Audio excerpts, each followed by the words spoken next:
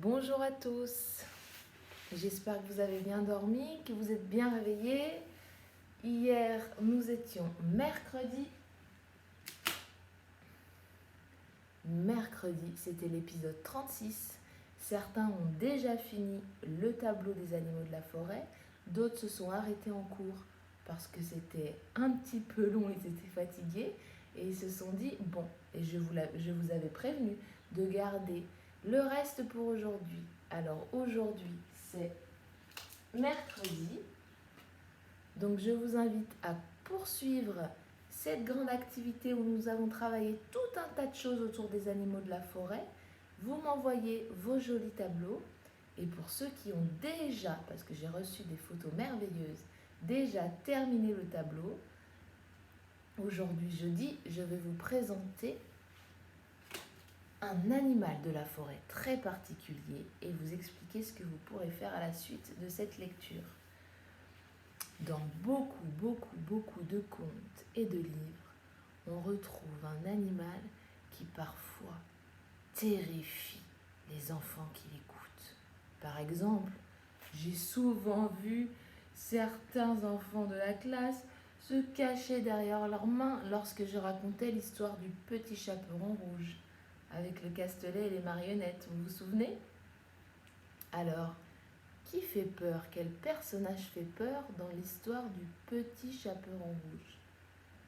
Eh oui, c'est le loup. Pourquoi fait-il autant peur? Peut-être que ce livre documentaire va nous en dire plus. Mais je crois pas qu'il fasse si peur que ça.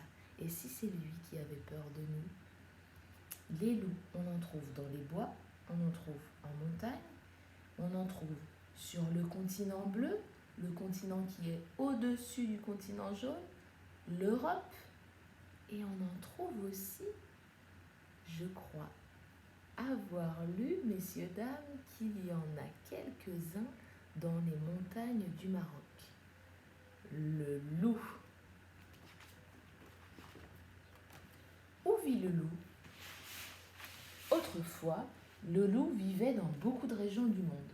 Mais ce mammifère a tellement été chassé qu'on ne le rencontre plus qu'en Asie ou dans quelques pays du Nord. En France, il réapparaît peu à peu dans nos montagnes, mais il n'est pas toujours le bienvenu. Loup gris, blanc ou roux, le pelage du loup peut être gris, blanc ou roux. Il est blanc dans les neiges du Grand Nord, gris ou roux dans la plupart des forêts.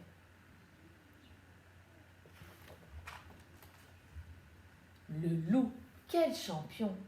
Le loup a un odorat très développé. Dès sa naissance, le louveteau reconnaît sa mère à son odeur. Le loup a un œil de lynx. Sa vue est excellente, car il voit aussi bien la nuit que le jour. En plus, il est très endurant.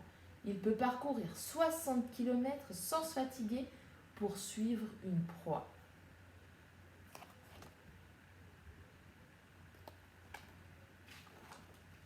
La meute. Le loup vit en groupe. Une meute se compose en général de 2 à 15 loups d'une même famille. Le chef décide des déplacements de la meute sur son territoire et gare au loup d'une autre bande qui s'y aventure.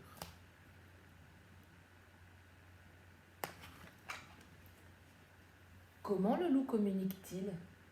Le loup jappe. Vous connaissez ce mot, on l'a appris dans la sieste de Moussa pour le chien. Quand il est content, gémit quand il a mal et aboie quand il se sent en danger. Mais il sait aussi hurler en chœur avec toute sa bande pour menacer les loups inconnus entrés sur son territoire. Les hurlements peuvent se faire entendre à 10 km à la ronde. Le loup soumis courbe le dos. Le loup dominant retrousse ses babines. Le loup lève la queue quand il se sent menacé.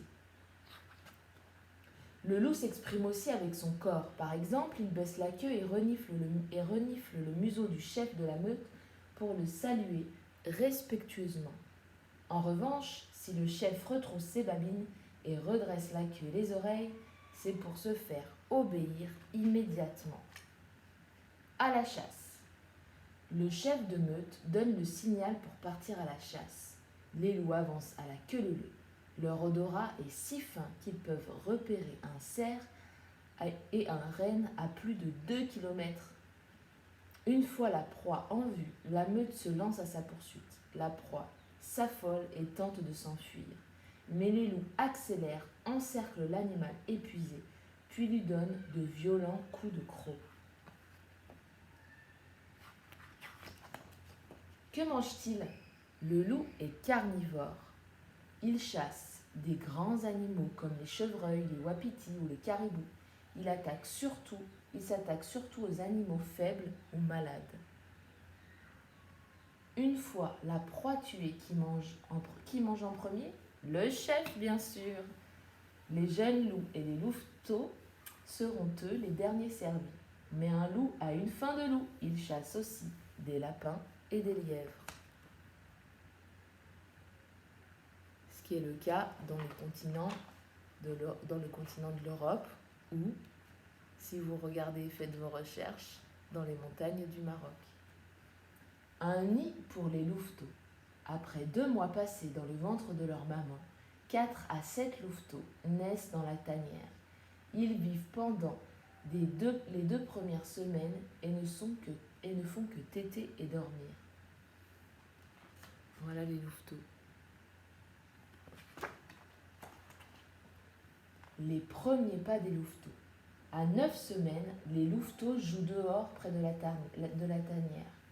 Comme des petits fous, ils s'amusent avec des loups adultes et les mordillent avec leurs dents pointues. Ils jouent aussi à se battre entre eux pour tester leur force. Les louveteaux quittent la tanière. Les louveteaux sont devenus grands. Ils rejoignent de plus en plus souvent la meute. Leur mère les accompagne encore de temps en temps.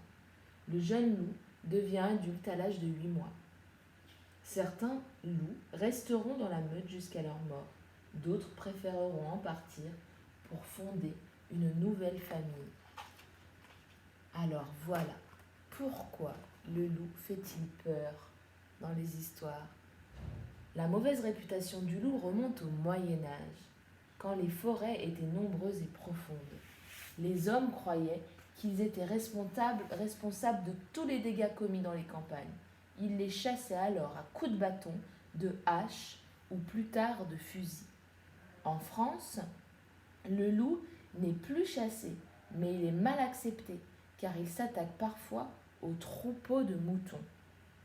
Le loup nous effraie pourtant, c'est un animal sauvage qui a lui-même peur de l'homme. Dans les contes et les histoires, le loup est souvent un personnage très méchant, la preuve avec le petit chaperon rouge de Charles Perrault. Mais le loup peut être aussi une vraie nounou pour un petit homme, comme dans le livre de la jungle.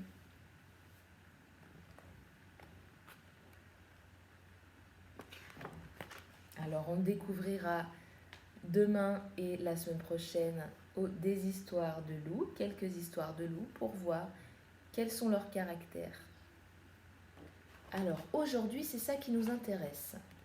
Après avoir bien écouté la lecture du livre documentaire, vous allez faire pause sur l'image du loup. Je vais vous présenter cette fiche d'identité. Alors, le loup est un canidé, cousin du chien. Il voit la nuit comme le chat. Le pelage, il a une double épaisseur. La couche extérieure du poil est si épaisse qu'il lui sert de parapluie et celle du dessous, plus en fourrure, le protège du froid. Il a la queue, les pattes, les oreilles, le museau, les babines et les mâchoires. Je vais vous prendre en photo cette double page du livre documentaire.